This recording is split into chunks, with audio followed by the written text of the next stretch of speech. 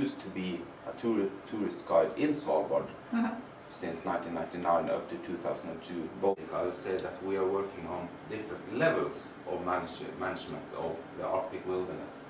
I'm dealing with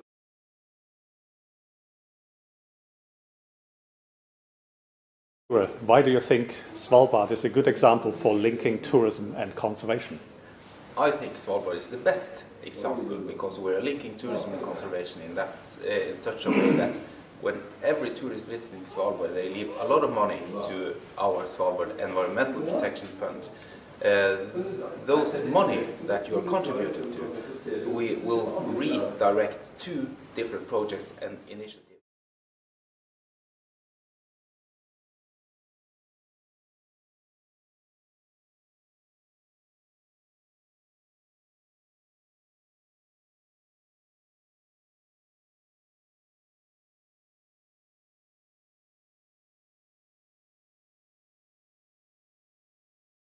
Go back the same way if we approach walruses. We have our system, we have our minimum distances and things like that. So, but we will brief you before every landing what we can expect, what we're going to do, and every landing, every approach of animals or whatever, we will inform you. First, are there any questions? Wait, but please stay on the road. Don't move on the tundra. They try to regenerate it here.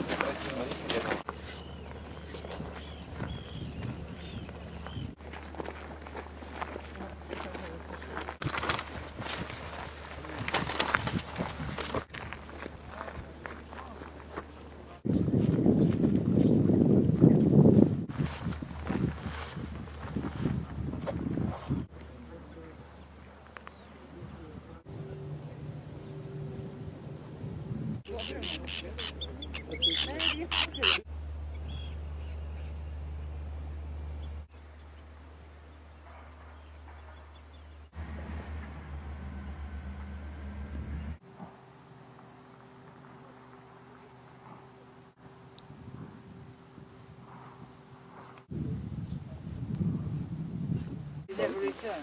Yeah. No, they returned, and they said we have been on the North Pole. They couldn't prove it. They couldn't prove it, and probably they had calculation and all this. A few years ago, there was a theory that said that the Piri was the first. But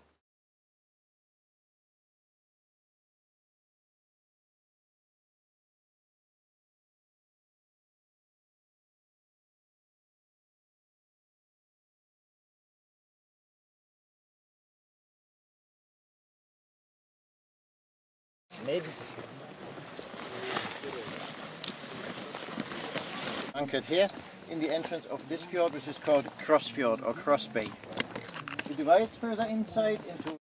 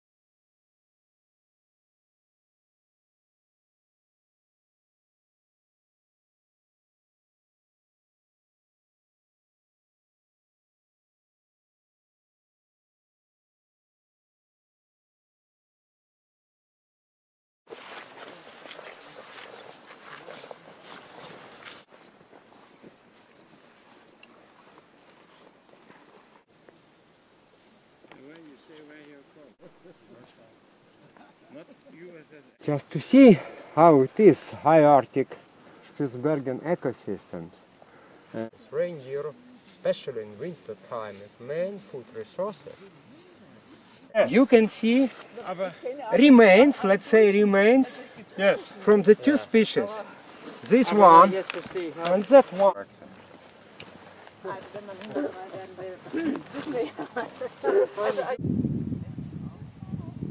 I will ask.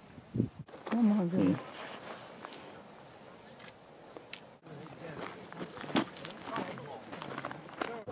range down there, and across the rocky walls are very barren, there's no vegetation. That's a sign that the glaciers, all the glaciers are receding here in Spitsbergen. It's a sign that all the glaciers are receding fast because the lichens and the vegetation can't simply colonize it fast enough to cover it. So that's why it's all barren rock.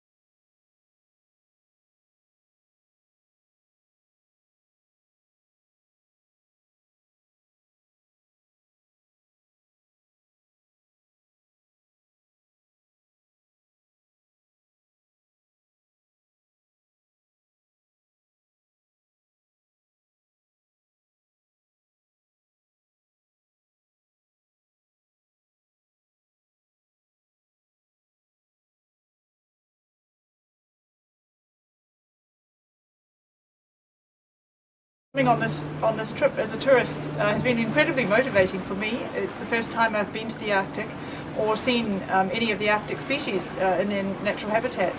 And given that I work for the conventional migratory species, it's really motivating for my work.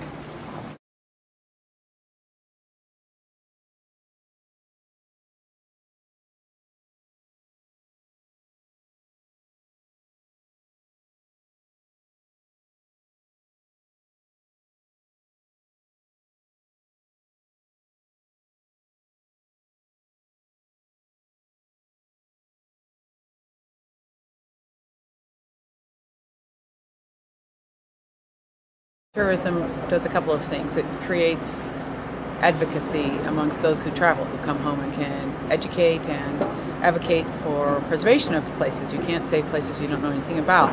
And caring about places starts with traveling to those places. So it's a great privilege of tourism to go to the pristine places, and then these tourists can come back and speak about it.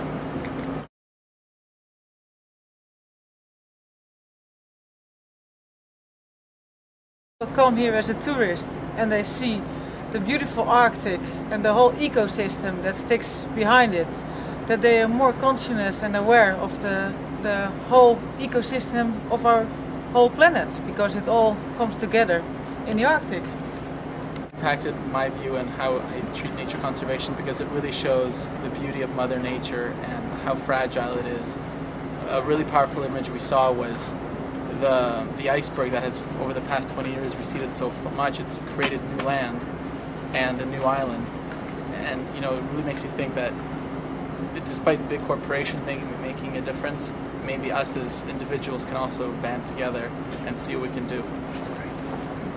Apart from seeing this incredible beauty, it does make you think, well, what can I do from my side to try and preserve it?